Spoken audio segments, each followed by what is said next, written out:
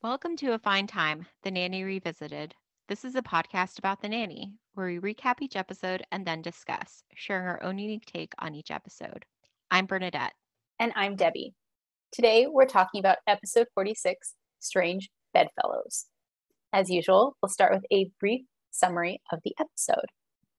Fran's friend Mona is retiring from her role as a nanny. After all, Mona's charge, little Skippy, is starting his residency at New York Hospital. Mona bemoans the cruel realities of being a nanny. She gave someone else's child the best years of her life, and now she has to move in with her mother in Queens. Fran starts to get worked up and worried about her future as the similarities between her life and Mona's become, frankly, uncanny. On the night of Mona's retirement party, Maxwell tells Fran to take the next day off because she's doing a wonderful job, which Mona tells her is the beginning of the end. Seeing the writing on the wall, Fran decides to indulge in a few alcoholic beverages. When she gets home, just a little schnockered. Everyone is asleep, and she winds up falling asleep in Maxwell's bed. Niles finds Fran and Maxwell asleep together the next morning and draws the obvious conclusion. He magically manipulates Cece into bringing Maxwell's morning tray into his room, and Cece's horrified scream wakes Maxwell, who then wakes Fran. Fran and Maxwell try to convince themselves that nothing happened between them. Maxwell learns from Niles that Fran is concerned about her future and decides to assuage her fears. Mona stops by to announce that she's getting married to her former boss, and Niles tries to set the mood for a proposal only to be disappointed when Maxwell merely offered to buy Fran a pet-friendly condominium for her retirement. I think that pretty much sums it up. Bernadette, do you want to add anything? Just that it was Cece's birthday, and you forgot as well. Ha ha ha. No. How could I remember? That was intentional. How could I remember? Just like Maxwell, how could I possibly remember? She's not the star, obviously. I appreciate your use of Mona bemoans. Thank you. Thank you. That was totally unintentional. And I only realized that it was amusing when I started reading. So thank you. I'm more clever than I realize sometimes. Would you like to take us to the kitchen? Yes. So we open this episode in the kitchen. Fran is in there with Niles, and she's looking at a cake that she got for her friend Mona's retirement party. Well, it turns out that the cake is actually made out of plaster of Paris. And of course, Niles is like, why would you get a fake cake? And Fran explains that everybody can ooh and ah over it, but they're all going to say, not for me, I'm on a diet. So Right. You can then reuse that cake the next time. Plus, it's easier to carry on the bus. Right. And do you want to tell our viewers what the cake looks like? I didn't write down specifically, but it's like a white frosted cake. Did you have a more specific description, Debbie? I was just going to say, yeah, it's a white frosted cake. Kind of looks like, you know, fancy frosting. It has, I think, cherries on the top. Yeah. Cherries or strawberries. Mm-hmm. It looks like a very nice cake. Yes. Was the point I wanted to make. Yeah. But it's fake. Correct. So again, they're talking about, how Mona's retiring, and apparently she's retiring from being a nanny.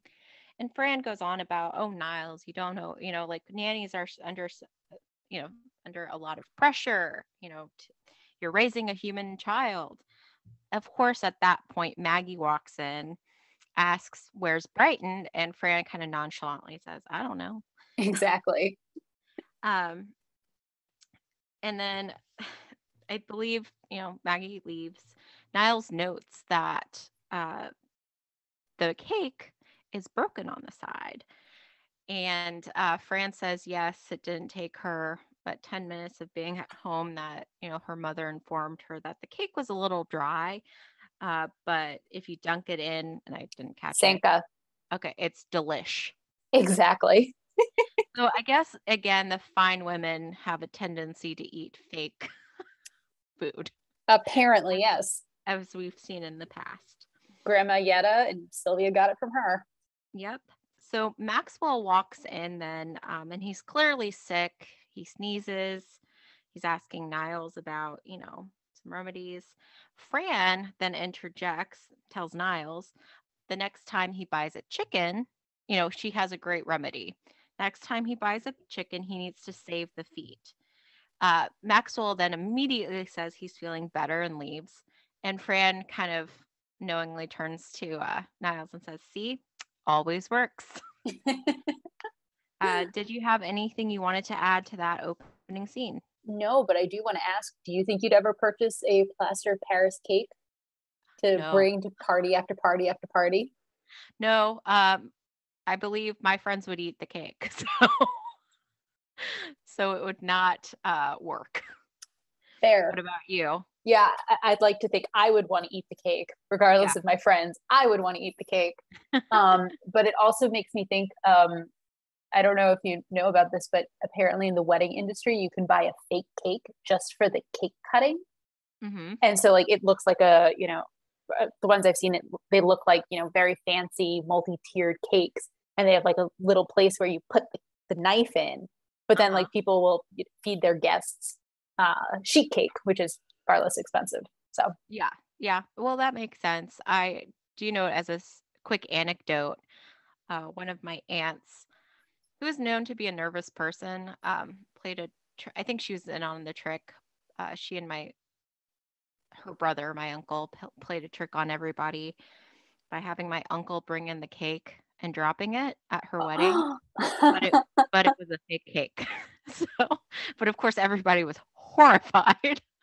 Understandably. Yeah. So yeah. Would you like to take us to the park? Sure. So I believe we're in Central Park, or what's supposed to be Central Park. And so Fran is there with, I think, two other nannies, and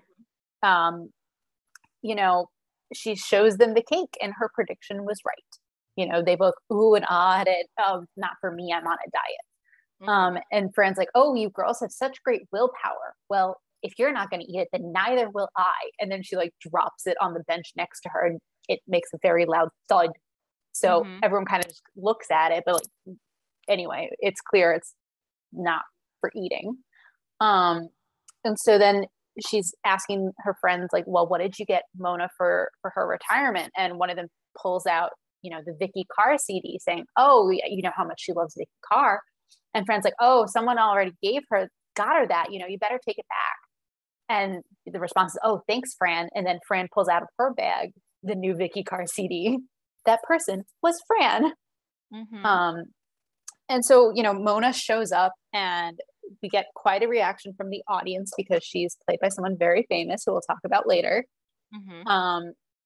And she's here she is bemoaning like the realities of being a nanny, right? Like, as she puts it, you give somebody's kid the best years of your life, and what do you get? A pat on the back and a couple stinking Vicky Carr CDs.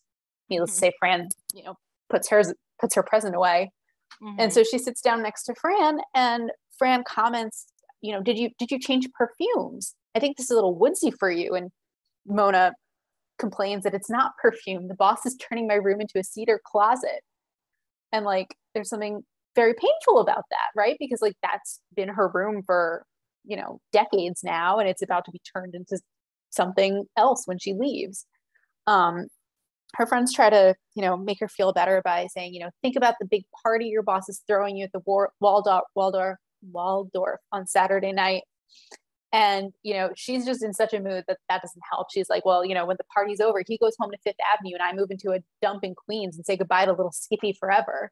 Well, as Fran points out, little Skippy's doing his residency at NYU. Like, the nanny routine has been milked long enough. And then this is where Fran starts to see some uncanny similarities with Mona. Mona explains that, she started working as a nanny when she was 29. She was gorgeous. She had a figure like Fran's. And then, she's a larger woman, I think. But her comment is, look what happens after 20 years of eating all that rich food his butler makes. And Fran like has brought a picnic basket with the fancy food that Niles had prepared for everyone. And she, somewhat discreetly spits it out. And Mona tells her, don't worry, you and me are nothing alike. You chose to be a nanny. I just fell into it after my fiance dumped me. And I think Lupe jumps in, Fran, that's exactly what happened like to you. And Fran's like, thank you, Lupe. Mona is right. We're nothing alike. And then the similarities continue. She and Mona shout at someone who we don't see on screen, hey, moron, scoop that poop. And they like move their wrists and point in this exact same fashion. And, Fran tries to make herself feel better by distinguishing herself by saying, I have a skill I can fall back on. And nope, doesn't help because Mona's like, yeah, that's what I thought. See, I was working in a bridal shop in Flushing, Queens until my boyfriend kicked me out in one of those crushing scenes. And Fran's like, stop it, Mona. So Mona's, as she puts it, I'm so depressed. Give me that cake. And, Fran, as we've talked about at length already, expected that no one was going to want that cake. Well, she thinks quickly and throws it to the ground. Oh, whoopsie, I dropped it. And Mona's like, oh, it's still good. And Fran's like, no, it's not. And she like kicks it and tries to get dirt on it. She's like, it's got dirt all over it. And Mona looks at Fran's like, plaster of Paris? I used to do that. It's a hell of a lot easier to carry on the bus, huh, Fran? And Fran runs screaming from the park. Yeah. No. Exactly. Like the similarities are more than uncanny. Mm-hmm. And again, without going too much into who's playing it, just note that like her hair is also pretty big, like Fran's. Yes. Yeah, I mean, they even kind of look alike. Yeah. Like they have similar coloring, and as we'll see in a couple scenes, they have similar fashion sense. They wear similar makeup. Yeah. So the next scene is in the kitchen, and Cece and Niles are there, and Cece is trying to wheedle out some information from Niles. Come on, tell me, what Maxwell got me for my birthday. And of course, Niles is not going to tell her, so she offers $50, and he's like, tell me your age instead. And she goes, okay, 75. And he says, that wasn't so hard, was it? That wasn't so hard to admit. Right.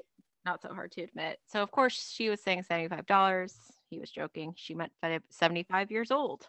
Mm-hmm. At that time, Fran walks in, and she's still kind of down from that revelation she had in the park.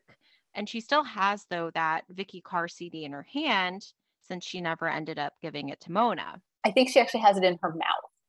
Oh, okay. Because it's just a ridiculous way to carry something. Yes. And so Cece notices it and immediately is like, oh, Nanny, fine, you got me a birthday present. And so Fran's like, oh, yeah, here, happy birthday. And of course, Cece looks at the tag and it's to Mona. Yep. And Fran is like, oh, Mona is your Hebrew name. Exactly. Yeah. So I'm not sure. Does Cece leave at this point? Yeah, I think she does. She walks out holding the CD and like she totally believes that Mona is her Hebrew name because it obviously Cece, which I won't ruin for anyone who doesn't know what it stands for, would translate to Mona in Hebrew. Oh, really? No, I'm being totally sarcastic. It would not at all. Anyway, continue. Yeah, but so once she's gone, Fran starts talking to Niles again, talking about what a thankless job she has. And he's like, oh, are we feeling a bit tad insecure? And she's like, I'm not feeling that for you. I'm not concerned about you because so long as you can put a tea bag in water, your job is secure.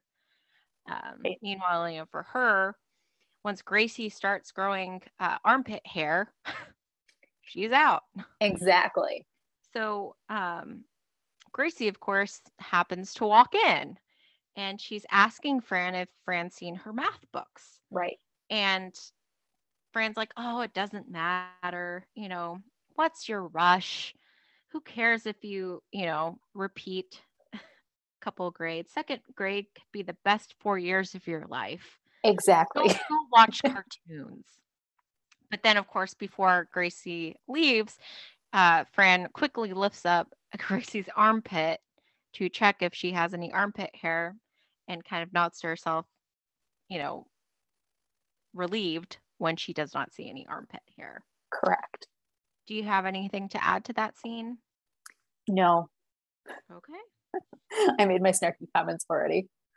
Um, so in the next scene, I think Fran is, it's the night of the nanny retirement party, and she's coming down the staircase, and this is one of those scenes where we need to talk about her outfit. Mm-hmm. She's wearing a floor-length gown, and it is yellow and sequined with black trim. And it's sort of, would you call it like a trumpet or a mermaid cut? Something like that. So like it's not straight down. It kind of poofs a little, but like, Yeah, but it's not as like restricted at the bottom as a mermaid, I would think. yeah, but it's Probably more trumpet. okay. I don't know the difference, honestly. I'm not a fashion expert. Wonderful listeners, let us know if you know what type of dress it is. Let us know, and we'll share with everyone. Thank you. But anyway, so she's coming down the stairs, and Niles, comments asking her like, "Are you sure you want to waste that on a nanny retirement party?" And Fran's like, "Mona is one of my closest friends. I want to look nice for her." And Niles sees through that and guesses that there's a cardiologist convention in the next ballroom. And she's like, "Yeah." So I think at this point, Maxwell comes downstairs, and as you pointed out, we already know he's sick. And Niles was standing there holding, a little tray with cough and cold medicine, and Maxwell goes for it. He's doing that thing which I think most people do. He's kind of like eyeing it warily. He's like, he clearly doesn't want to take it, and but he also tells Niles like, "You don't need to watch me. I'm an adult." And Niles, assuages him to do it because, guess what? He mixed in the honey. So Maxwell's relieved and is willing to take his medicine. He also comments on Fran's attire, saying that he thought the PTA meeting was the next week. And Fran's response is, "Don't be ridiculous. I can't sit in this." Which, if that's true, how does she get in the car? How does, anyway. Anyway, so Maxwell says to her to have a wonderful time at the party, and, says, why don't you take tomorrow off? You deserve it. You've been doing a wonderful job. And Fran is at first, thankful for that, whatever you're taking, keep taking it. And then I think the doorbell rings, and Mona's there to pick Fran up. And the uncanny similarities continue. So while Fran had on the floor length, I should also mention that Fran's dress is sleeveless. It's sort of like a tank cut. Mona comes in, and she's wearing like I want to say like the grown-up version of Fran's dress, because it's hot pink, it's sequiny. She also has a feather boa around her neck. But it also has long sleeves, and it's less restrictive on the bottom than Fran's dress. Mm-hmm. So it's like the grown-up version of Fran's dress, if that makes sense.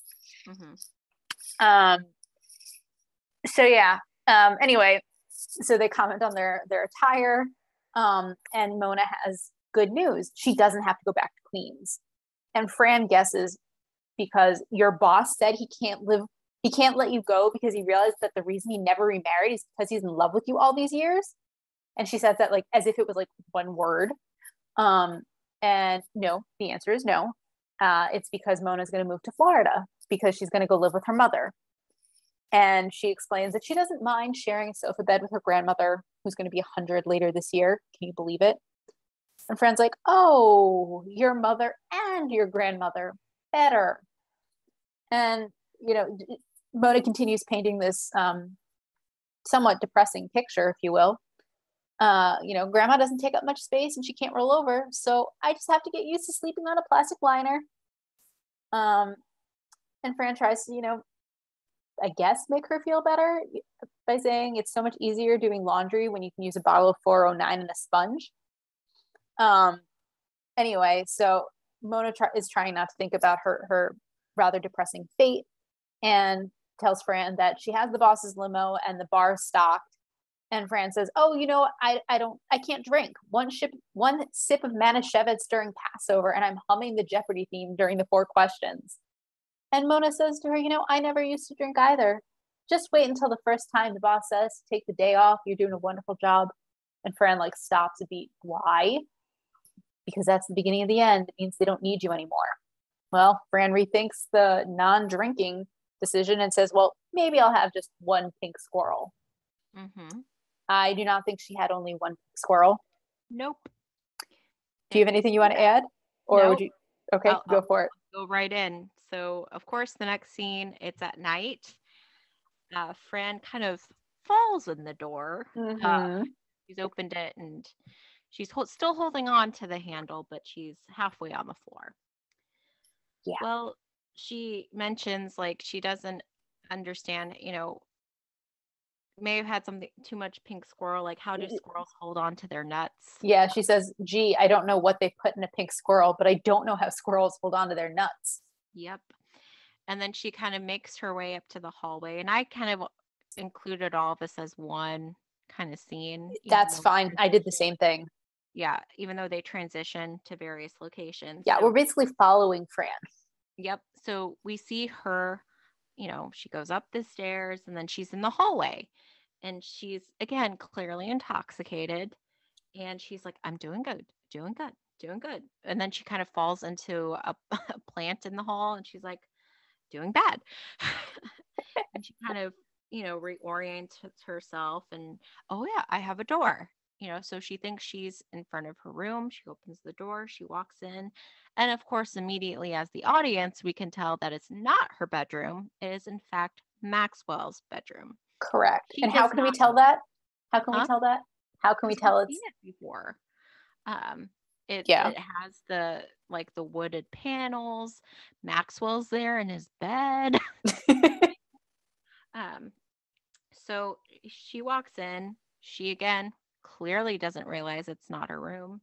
She's singing to herself. She works hard for the money. Mm-hmm. So we see her kind of in front of the bed, start taking off her shoes. She falls over. She's still singing. She works hard for the money, with Yep. Maxwell snoozing in the background. Mm-hmm. She walks over to the side where there's a portrait of an old lady and she tries to check her teeth as if it's a mirror. And then, of course, she's like in her drunken state thinking that this old lady is her. So she's like, oh, I got to color my hair. Mm-hmm. She then walks into the bathroom to change. And It's the closet. oh, it's the closet. Okay. And she changes. Um, and she comes out and somehow there is a floor length nightgown that she has been able to change into. I think it's her slip. Oh, okay. Okay. That makes more sense because I And was and like, why would that be in there? and the reason I say it's the closet, not the bathroom, is because when she steps out, she says, Yeah. boy, I better get rid of some of those pantsuits. Damn Annie Hall. Yeah. Yeah.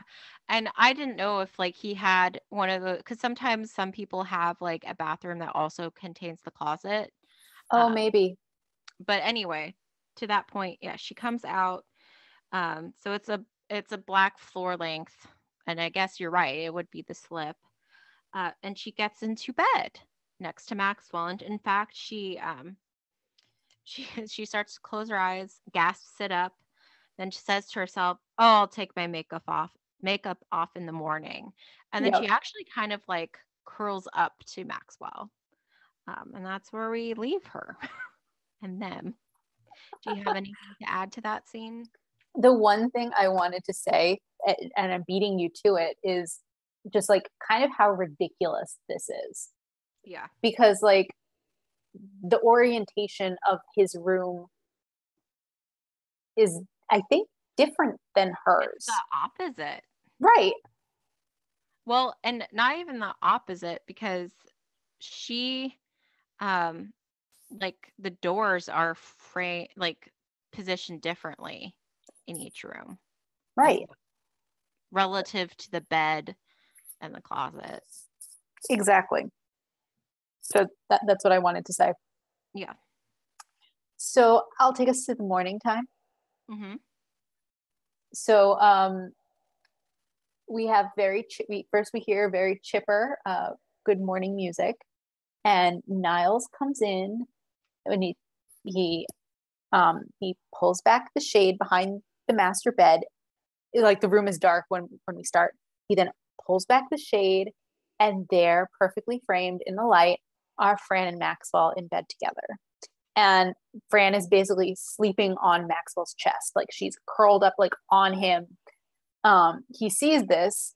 He quietly puts the shade back where it was, and he walks out silently from the room. But before he closes the door, he reaches and grabs a handful of rose petals and tosses them on like into the air so they land on the ground before leaving. Mm-hmm. Um, I considered Like all of this. he kind of smirks when he like sees them as well. Oh, he does. Yeah, and yeah, I counted it as well Okay. going into the next. So we follow Niles into the kitchen. And who does he run into? He runs into Cece, and he says to her, "What are you doing here? The sun is up." And she's like, "Oh, Niles, give it a rest. Today is my birthday. You're not going to get my goat." And he asks, "Why? Did you two get engaged?" And her response is very intelligent. "Niles, just shut up. How's Maxwell? Is he feeling any better?" And Niles, he can't help himself. He says, "I think so. He took a wonderful Jewish remedy last night." Clearly to the audience, meaning Fran. Mm-hmm. And Cece says, like, "I wish there was something I could do for him." And Niles knows exactly what he's going to have happen. And Cece could not have set him up any better for it. He says to her, "Well, I'd love to stay and chat, Miss Babcock, but Mr. Sheffield is waiting, and you know how much better he feels and how happy he is when someone brings him his tray." And Cece jumps at it. "Ooh, ooh, let me do it, let me do it." And she tries to grab the tray from him, and he says, "Oh, Miss Babcock, I couldn't." And he pulls it, and they basically play tug of war with it, like a very controlled tug of war with the tray.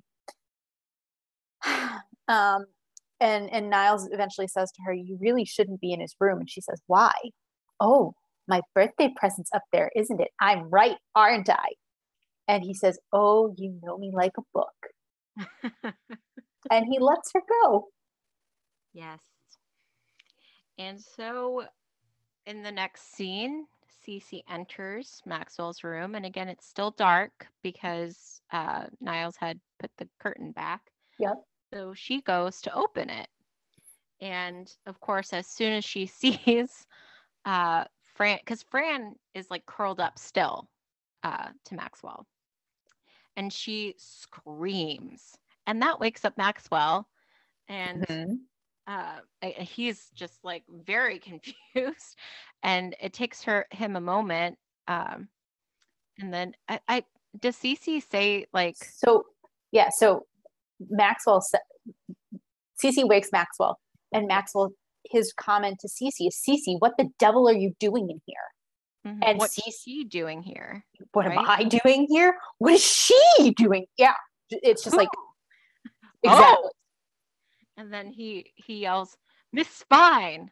But And before he does Fran, that, did you notice that he like sees the woman in his bed, doesn't immediately realize it's Fran, or doesn't like assume it's Fran, and sort of starts like to peer at her, and then he realizes it's her when he yells Miss Fine.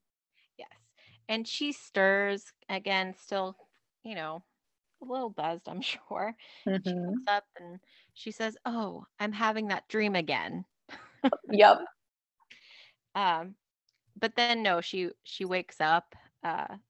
What like, what are you doing here? And she grabs her. Sorry, she jumps out of bed, grabbing one of the sheets, like the bed sheet, with her, and Mm-hmm. she's like, "What are you doing in?"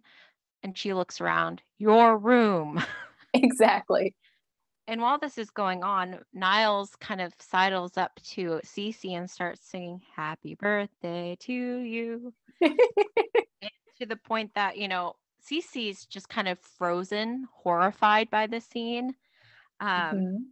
but she eventually, turns to leave the room because, um, What else is she gonna do? yeah, well, and I'm just making sure this is the point where she leaves, but, because, you know, Maxwell, I think, also asks for everybody to leave. Yeah, But she's leaving, and Niles is like following closely behind her and still singing "Happy Birthday" to you. exactly. So of course this is like Niles is so happy. Um, and Maxwell turns on Fran, and you know, I wish there was a rational explanation for this, although there rarely is. And Fran says, oh, you need like a tic tac or something, indicating that maybe Maxwell's breath is not so fresh. Mm-hmm. And then it turns out, she's like, I got a little schnockered. Is that how you say it? Schnockered. Schnockered. Schnockered. There you go. Last night, and and she's like, well, what about you? And he's like, he starts saying, well, I had cold medicine. And then he immediately realizes, I don't have to explain to you. This is my bloody room. Mm-hmm. And of course, she tries to kind of redirect the conversation by like saying, oh, these sheets are gorgeous. Do you think that Niles has to iron them? And Mm-hmm. he's like, focus. And she starts saying, focus? How can I focus when you're going to build a cedar closet and, I'm going to, sorry, go ahead. Yeah. So I think right before he tells her to focus, she says, I'm a grown woman. I can have a lousy pink drink if I want one. I'm going through a personal crisis. And then he's like, focus. Something about focusing. And she said, don't tell me to focus. You're going to turn my room into a cedar closet while I rot in Florida, curled up next to Grandma Yetta on sheets designed by Rubbermaid. Yeah. And then, he, like she must have said something like, how could you do this to me? And he goes, I haven't done anything to you. And then he kind of pauses and he goes, did I? And Fran explains, no, I can tell my ears don't itch. And she doesn't elaborate. And so Maxwell's like, okay, I'm just very desperate here to ask, but like, what does that mean? And she's like, like the next day, my ears always itch. Come on, you must have something. And he's a little reluctant, but he finally admits that he sings the next day. And she asks, oh, any song in particular? Is it scat? And it turns out that he sings Georgie Girl. And Fran's a little puzzled. She's like, I've, lived here 2 years and I've never heard you sing. And then she realizes what that means and then starts talking about how great the scones are. Is there anything else you want to add to that scene? I just want to say that after Fran comments on, like, complains that she's going to, be rotting in Florida, curled up next to Grandma Yetta and sheets designed by Rubbermaid, Maxwell's immediate response is, you should come with a bloody owner's manual. Oh, yeah. And then she says, I've given you the best years of my life, and this is how you repay me. And he says, I haven't done anything to you. Did I? Oh, God, did we? Whoa, wait, what am I talking about? I think I remember. And she says, you bet you would. Yep. So I just wanted to add that color. Yes, thank you. I didn't have everything verbatim, so I appreciate that. In fairness, you've only seen this, what, 2-3 times? Once. Okay, fine. Once. I've seen it way more than that. So would you like to take us to the office? I'd love to. So Maxwell and Niles are in the office and, they're still reeling, or Maxwell's still reeling about the events of the morning. He's explaining how embarrassing it was to have Cece come into his room when she did. And Niles, he's so good. He plays both sides all the time. He's like, I know. If only I'd been there to stop her, I could just kick myself. And Maxwell tells him, it's not your fault. The worst part is that it was her birthday and no one remembered. And Niles points out he did. And Maxwell asks, did you give her something? And he says, yep, gave it to her this morning. And so Maxwell then starts, thinking about the rest of the morning and the series of events that led to it. And he comments about how he had forgotten what it was like waking up in the morning with your bed smelling like perfume. And he's like, I wonder what's troubling Miss Fine. Wait, what am I wondering for? I'm standing here with Liz Smith. And Niles is like, I resent that, sir. But according to my sources. Mm-hmm. And he explains that Fran is feeling a little insecure about the future. And Maxwell takes that at, face value. Aren't we all? Perhaps she should use a little less of that bloody aerosol hairspray. No. Niles points out, not the future of the world, sir. She's concerned about the golden years. Oh no, they canceled her favorite TV show? And this is one of those times where Niles responds with, oh, please, sir, work with me. And then he finally lays it out in crystal clear fashion. What's to become of Miss Fine when her services here are no longer required? Oh, Maxwell finally thinks, click in his head. You're talking about after the children are grown, aren't you, Niles? And Niles like, yep, always one step ahead of me, sir. Yeah. Mm-hmm. Do you want to? Did you say? Go ahead. The line, "Oh, sir, please, sir, work with me." Yes. Okay, I just wanted to make sure because that was like, he was so that stood out to me in that scene. Just how like he's like, "Oh, please, sir." I mean, and that's something he does, and I think we've seen him do that before, and he will continue to do that throughout a lot of the series when he's trying to communicate something to Maxwell, and Maxwell's just being totally daft. Yeah. So we then go to the living room again, and Fran is sitting on the couch, and Brighton comes in and kind of looks over her shoulder, asks what she's doing, and she's like, "Oh, does this look like Blinky?" And it turns out that there's this little thing that says that if you're able to draw Blinky, you might have a great future in animation. And of course, Brighton's like, that looks nothing like Blinky. And so Fran asks him to go get some tracing paper. And so it's obvious to us as the audience that Fran is now trying to think of alternative jobs. She kind of says to that effect, like, because she won't be a nanny forever. And she needs something to kind of fall back on. Right. Well, at that point, Mona arrives and she walks in. And again, this is another time where I think we need to kind of talk about her outfit. Agreed. Because once again, it's kind of like a sparkly outfit. I think kind of similar in terms of cut and stuff as the other one. Do you disagree? I do disagree. Okay. So it's not floor length. It's a short, it's like a knee length skirt, but it is sparkly on top and it's long sleeved. But what is she wearing on her head? Like it's a little veil kind of like thing. It's like I want to call it a pillbox hat, but I could be totally wrong. And then it has a veil attached to it. Correct. And here's the thing I struggled with. I couldn't tell on my screen the exact shade because it was kind of whitish or like a blush, or like sometimes it looked a little like very, very light purple. I couldn't tell. I thought it was a very light purple. Yeah, that was what I really thought, but I couldn't tell if I was just seeing things. But it's very pretty, and she's very happy. And when Fran looks at her, she's like, "Oh no, did I miss a holy day?" And she's worried about that. And it's interesting for me that she thought that, because again, immediately when I saw the outfit, it, to me indicated wedding. I don't know about you. I mean, yeah, to me, it also screams wedding. Okay.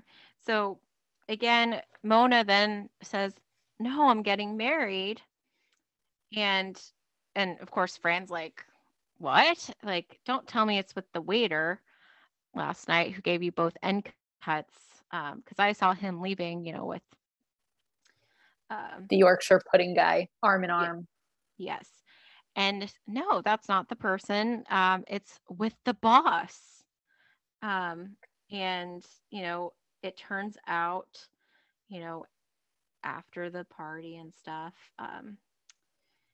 he proposed. He's now chartered a plane. The cedar closet was actually for her. So yeah, from nanny to fiance. And it seems like they're like getting married then. I don't know if you Yes. I don't know how you interpreted that. Yes, that is definitely how I interpreted it. Yeah. So of course then she's thrilled, and she leaves just as Maxwell is walking down the stairs. Before we get to Maxwell, can I just comment on the Mona piece? Yeah. So what always sticks in my head is her delivery of her lines in the scene, Mm-hmm. because to me it's just so notable because the way she tells the story, Fran says, what you've already covered about not the waiter, right? And she Mm-hmm. says, no, it's my boss. We were saying goodnight at the Waldorf and he asked me to come back to the house. And I thought, what? Did I forget to clean my drain? And she's like playing with her fingers as she's talking. And she's like, no, he had something to give me. Look. And she like she does that thing where she holds out her hand with the engagement ring on it. And Fran then says, oh, Mona, it's gorgeous. I'm so happy for you. No one deserves it more than you. Meanwhile, do you think this looks like Blinky? And she shows Mona like her drawing, and Mona can't be bothered to look at it. Honey, I gotta go. He chartered a plane. By the way, that cedar closet? Turns out it was for me, for me, for me. And she's like, she has her arms up in the air as she walks out the door. I just wanted to throw that in. Go ahead. Sorry. Yeah, no problem. Um, so then Maxwell walks down the stairs and he's wanting to talk to Fran. And Fran immediately is just kind of like, if it's the lipstick on your pillow shams, don't worry about that. It's never coming out. Like, don't fret over that. Um, but no, Maxwell wants to talk with her and they go kind of over to the couch area. And Fran's on the couch and um, Maxwell is kind of like on the coffee table. Is that correct? Mm-hmm. Yeah. And so they're sitting, facing each other. And Niles walks in from the back with like champagne because, Maxwell starts talking. I don't have it verbatim, but it's along the lines of, there's something I'd like to ask you, kind of thing. Niles walks in with champagne. He's humming Strangers in the Night. Um, he even lowers the lights a bit after he's set that down. And Fran, of course, having just heard Mona's story, starts to kind of get up saying, could I call my mother? And then she sits Mm-hmm. down and she's just kind of like, I'll fill her in. I'll fill her in. Right. And then also, Maxwell starts talking again, but then Fran's like, hold on. She bites.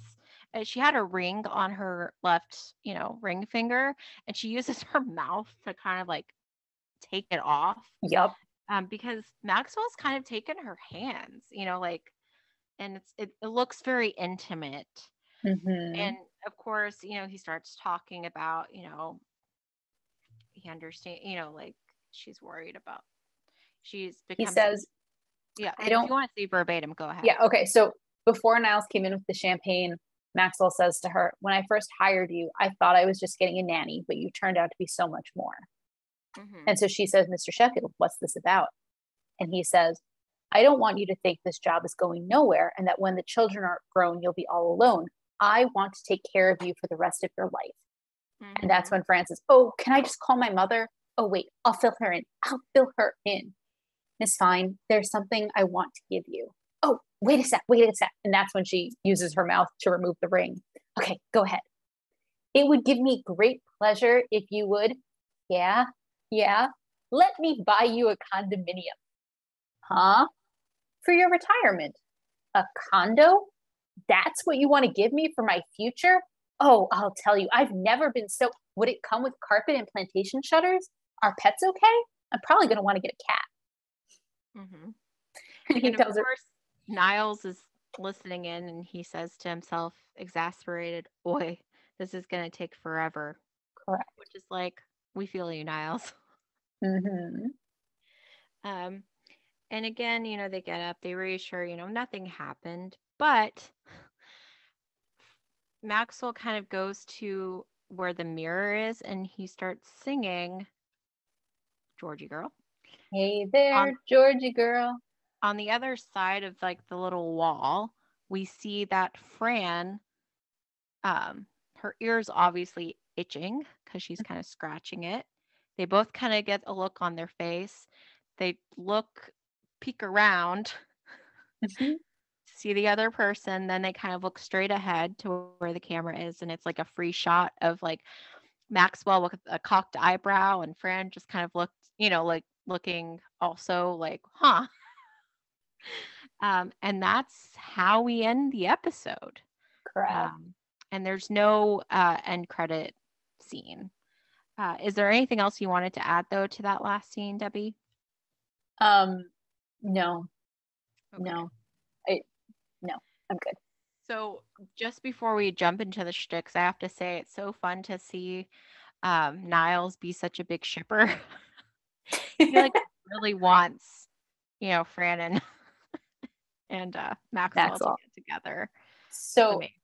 I don't think this counts as future fun. I mean, we'll see a lot more of it, but there's sort of a competition between Niles and Sylvia as to which is like more desperate for Fran and Maxwell to get together.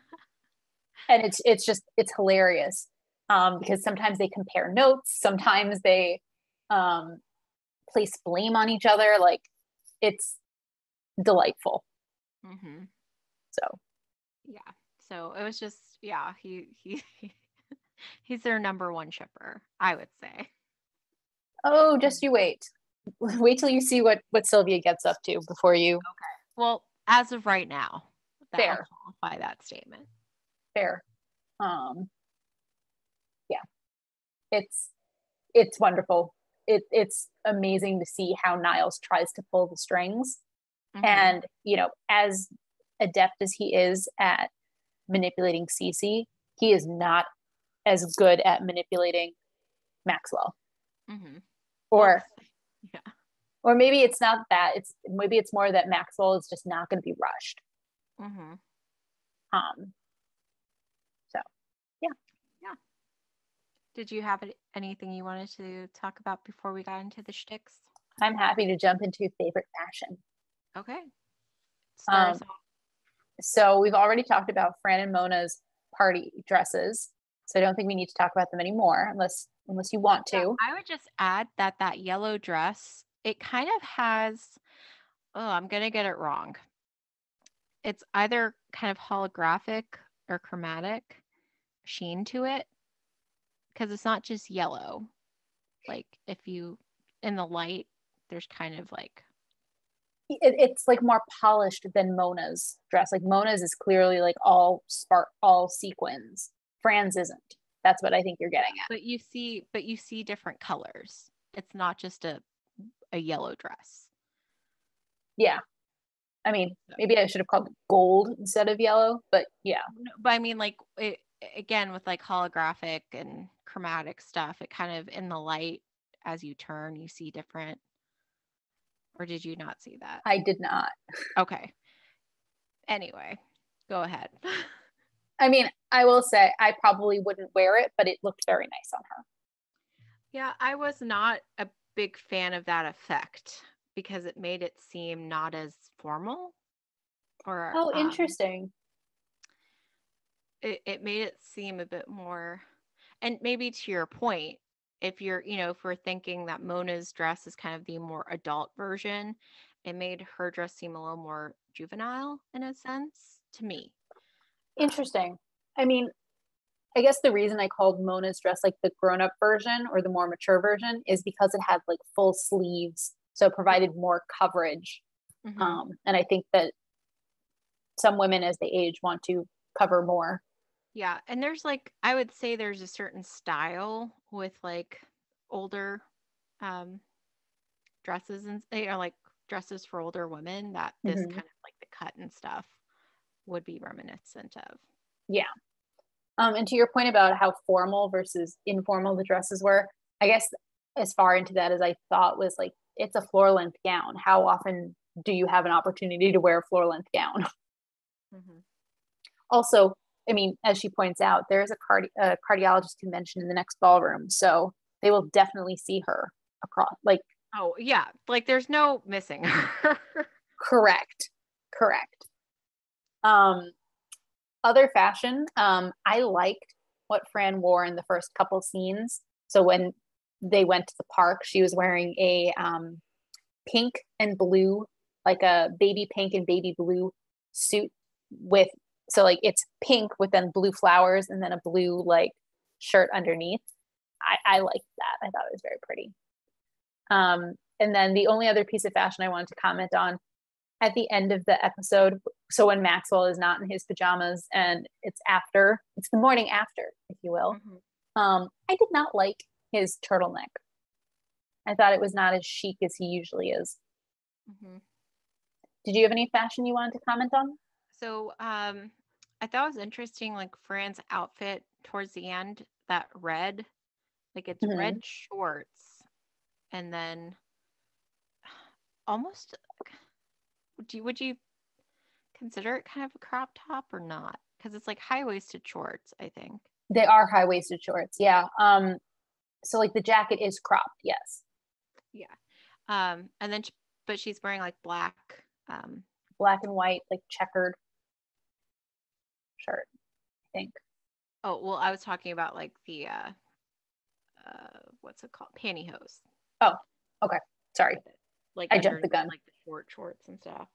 Which, like, to some extent, like the color, it's a vibrant red, is her, but I feel like we don't usually see her in short shorts. No, usually we see her in a short skirt instead. Yeah. Yeah. So it was like a little bit different from her norm. Yeah. Yeah. Yeah.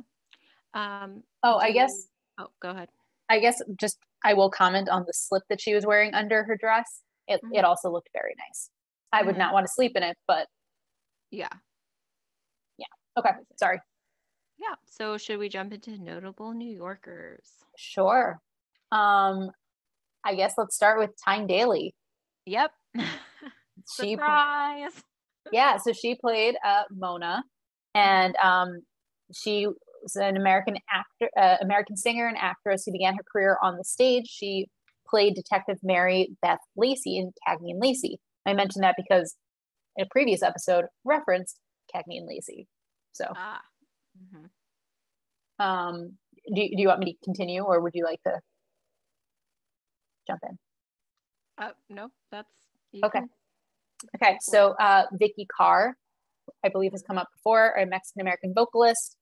The Waldorf Hotel, I also think, has come up. It's a Manhattan luxury hotel located at 301 Park Avenue between 49th and 50th Streets. Oh, all of these thus far have been from our friends at Wikipedia. Dr. Quinn, we've talked about before. That was a Western drama about Dr. Michaela Quinn and her practice. As you mentioned, Fran sings the song She Works Hard for the Money, which is a song by Donna Summer, who is an American singer. Annie Hall was a 1977 satirical romantic comedy which starred Woody Allen and Diane Keaton, according to our friends at Wikipedia. Georgie Girl. By the way, how would you spell Georgie if you didn't know? If I didn't know, it would be Georgie. That's how I would have spelled it too, but apparently it's Georgy, as I found out. Georgie Girl was the title song for the 1966 film by the same name. It was performed by the Australian pop and folk group known as The Seekers. That's according to our friends at Wikipedia. I will leave a few for you. The last one I will mention, unless you want me to keep going, is when Mona leaves the last time saying, "For me, for me, for me." I believe that's a reference to the song Rose's Turn from Gypsy. Oh, okay. Which was, I believe, she starred in Gypsy and sang that song. So that's according to our friends at lyrics.com. Okay. Well, so whenever Mona shows up in her pink outfit, ready to go to her party, she mentions, Fran compliments her and she says, "Thanks, I got it for Labels for Left." It's Yves Saint Bernard, which I think is a play on Yves Saint Laurent. Oh, I'm so glad you figured out what that was. Yeah, I think that's what it would be. That's what came to mind. Oh, okay, because I searched for Yves Saint Bernard and I found Yves Saint Bernard, so IVSAN Bernard, which is an exclusive line of fine Italian pet spa products, according to its webpage. And I was like, that's not what she's referring to. And then I also found Saint Bernard, which is a family-owned company that focuses on ski accessories like clothing and things like that. That's according to their website. Their mascot is a Saint Bernard. But I was like, this is not what they're referencing. Anyway, continue. Did you mention Jeopardy again? I did not, but okay. Yes. Well, you mentioned it while you were describing. That's come up several times. The song that's playing when Niles comes in to wake up Maxwell, yeah, is "Morning Mood" by Edvard Grieg. It's a very, like, people would recognize it if you heard it. I did recognize it, but I didn't know its name. So yeah, I didn't either. I saw. Thank goodness for like closed for captions, because that makes sense. But yeah, because it's a very, if you listen to it, like, you would definitely like recognize it. It's often used, I think, for like that morning kind of scene. Right. Now, before I continue, I do want to note that the name of the episode this week is Strange Bedfellows. And I believe, like, Shakespeare originally wrote in The Tempest, "Misery acquaints a man with strange bedfellows." And then it's been used since then for different phrases. I don't know if that was intentionally referencing Shakespeare. I would think so. I mean, they usually make intentional references, or if there's a different reference with that. I didn't know it was a Shakespearean reference, but I just figured strange bedfellows, like, they don't expect to be in bed together. To the Shakespeare, because strange bedfellows is a phrase, like, right. Yeah. So let's see. We mentioned Tic Tacs before. You already talked about Georgie Girl. Yep. Smith. There you go. Yep. She was an American gossip columnist who wrote for Cosmo, New York Daily News, and the Washington Post. She was known as the Grand Dame of Dish. That's according to our friends at Wikipedia. And I believe we talked about her previously. And then whenever Niles is trying to fill Maxwell in about why Fran's acting as she is, Niles makes a comment. She's worried about, her golden years. And Maxwell interprets that as, oh no, it's her favorite TV show, like, canceled or something. And that's when, Niles is like, oh, please, sir, work with me. And I'm thinking I'm assuming he thought it was Golden Girls. Yes, that's what I assumed as well. Even though he clearly said Golden Years, but maybe he doesn't realize that, he doesn't know the actual name of the show. He doesn't seem like he watches a lot of TV. Blinky, was that an actual thing? I mean, as soon as she made a comment like, see if you can draw Blinky, it sounded familiar to me. Did it sound familiar to you? Nope, it did not.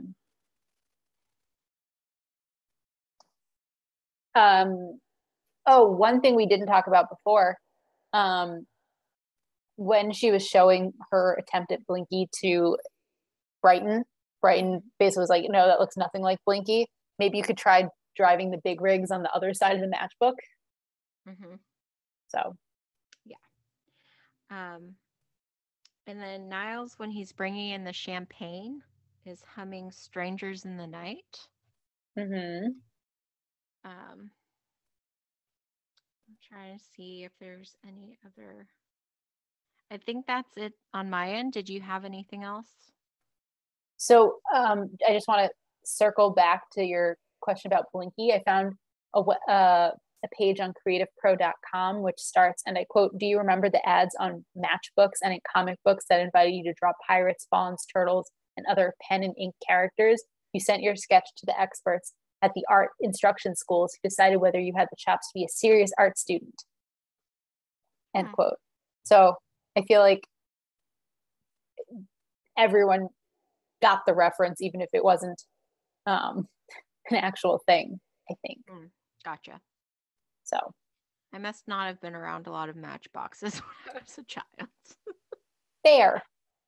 fair. Anyway, so yeah, then I'm out. Yeah. Okay. Yiddish cup. So we had a bunch this week. We'll start with the word schnockerd. It means drunk, if that wasn't obvious. Apparently I found, according to oychicago.com, they had a blog post. The Yiddishized version of schnockerd is actually for schnoskid. Schnockerd sounds better to me. So there's, a comment about Mona being Cece's Hebrew name. I do not believe Mona is a Hebrew name at all, but Hebrew name tradition is, so when a baby is either, has their Brit Milah or their baby naming, if they're a boy or a girl, they get a Hebrew name, and that's, the name that follows them through their life cycle. So for example, like when you become a B'nai Mitzvah, you'd be called up by your Hebrew name. When you get married, your Hebrew name would probably be put on your ketubah, your marriage contract. When you die, that would be a name that could be put on your tombstone in addition to your English name. So yeah, people who convert to Judaism actually will get to pick their own Hebrew names.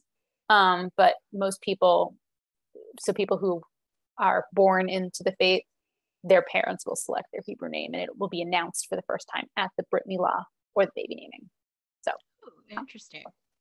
Yeah, we could talk about that more, but that's a good overview. She comments on, Fran makes a comment that, one sip of Manischewitz at Passover, and I'm humming the Jeopardy theme during the 4 questions. So we got 3 things right there. Manischewitz is a pretty famous, I want to say like Jewish foods brand, but they do more than just foods. They also have different types of Judaica. But she's specifically referencing their sweet red wine, which is often used. It's a kosher wine. My understanding is that in order for wine to actually be kosher, it has to be made and handled only by Jewish people. I've heard that. That's what I've heard. Passover is one of the Jewish holidays. Well, actually, small future fun spoiler. We will actually see in season, I think 5, an episode called The Passed Over Story, and they will reference Passover. So, as well as the 4 questions. So Passover is the holiday. It usually falls around the time of Easter, where we celebrate the Exodus from Egypt. The 4 questions during the first 1 or 2 nights, depending on how you practice, you do a Seder, which Seder means order. But so basically it's a ritualized dinner, if you will. And one of the rituals is asking the 4 questions. And it's a tradition that falls to the youngest, typically the youngest person at the table. And so they ask questions. The 4 questions are things like, why is this night different than all other nights? Why on this night do we eat only unleavened bread instead of, so matzah? Why do we eat matzah tonight but not leavened bread? Why is maror eaten, etc.? So yeah, they're usually chanted in Hebrew and sometimes read in English. So yeah, I think that's all I had in under Yiddish. Did I miss anything? No, I think you got them. Woohoo! I think this is our heaviest Jewish episode thus far. So woohoo! Yeah, at least the season, I think. Yeah. So 90s nostalgia. I was gonna say that when they ask who's taping Dr. Quinn. Oh, that's a good one. That's very much, that takes me back. Having to like tape shows that you were gonna miss. Correct. That's a really good one. Mm-hmm. I'm gonna say old cars. Yeah. We definitely saw old cars this time around. I thought the tracing paper Fran asked for from Brighton was a thing, like felt nostalgic to me. I Oh, feel like really? most people now, like if they were going to try to like do what she was going to do, they would probably take a picture of Blinky on their phone and then like print it and then do something else with it. Um, I don't know. It just Hmm. that struck me. Yeah, I guess a little a little bit. Like getting a CD for someone. Oh yeah, most people don't even have CD players anymore. Yeah. Yeah, a lot more streaming these days. Or MP3s if you're Hmm. a step behind streaming. Yeah. Um, was there anything else that really kind of stood out to you? Um, I mean, to me, the Blinky on the back of a matchbox. Mm-hmm. But I already know you didn't find that nostalgic, so since you were Because I aware of I wasn't it, feeling it, but yeah, but yeah, apparently it was a thing. So that's all I got. yeah, I think so too. Um, future fun. Okay, I got a couple. Um, so kind of to the point where Niles points out to Fran that part of the fake cake was broken off, and she comments about how it was at her mother's for less than 10 minutes. Um, there's a later episode where Fran brings her mother a flourless, sugarless, and dairy-free cake to her mother's house.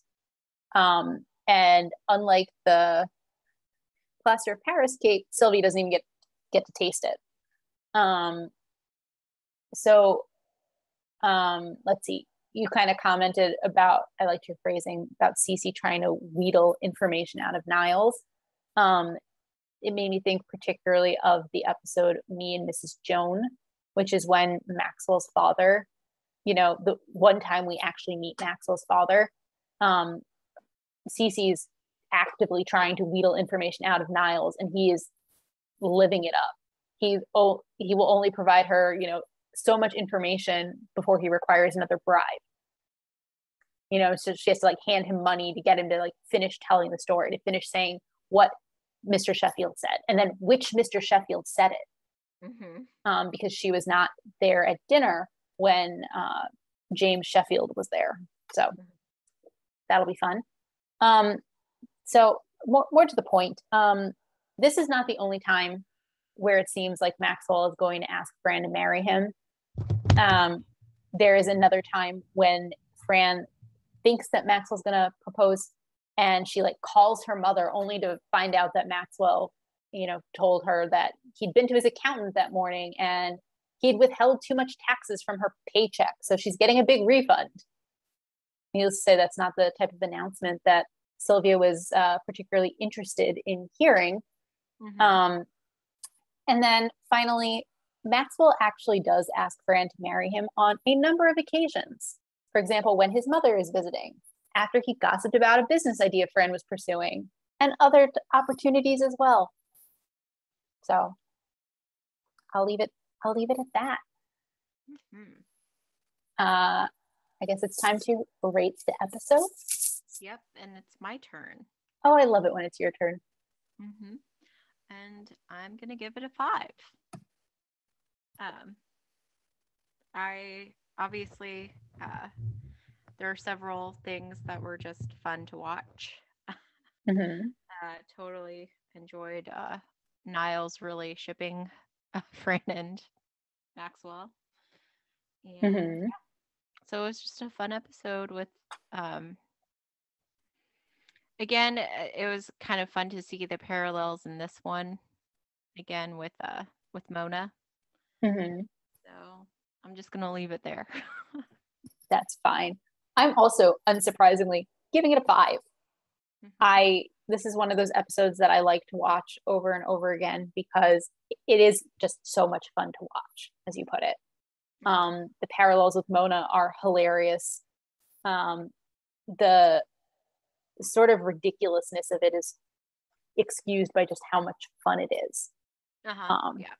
so I love this episode, and I particularly like the cliffhanger we're left with at the end, where they both like the staging. They? Exactly. And the staging of it is just fantastic because, as you put it, they're separated by this like wall, right?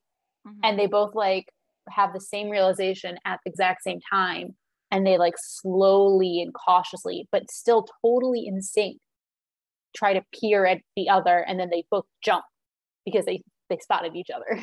Mm-hmm. So yeah, this is I really enjoyed this episode, and I'm glad we got to share it together. So, yeah. All right. Do you have anything else you want to say? No, I do not. All right. Well, that's all we have for you today. We hope you had a fine time with us as we revisited The Nanny. Join us next week when we'll be discussing episode 47, The Chatterbox. If you would like to reach us on social media, you can find us on Twitter at Nanny Revisited. You can also send us email at afinetimenannyrevisited@gmail.com. Have a great week.